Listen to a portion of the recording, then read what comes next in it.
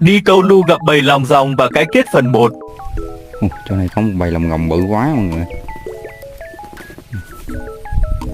Đấy, đây nè. Nãy giờ nó bơi vòng vòng lên.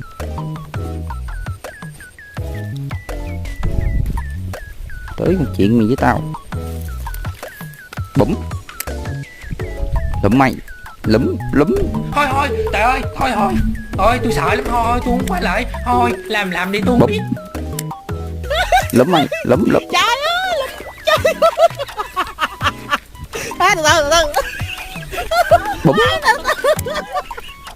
Mọi người hãy cho mình một tim và nhớ follow mình để xem tiếp phần 2 nhé.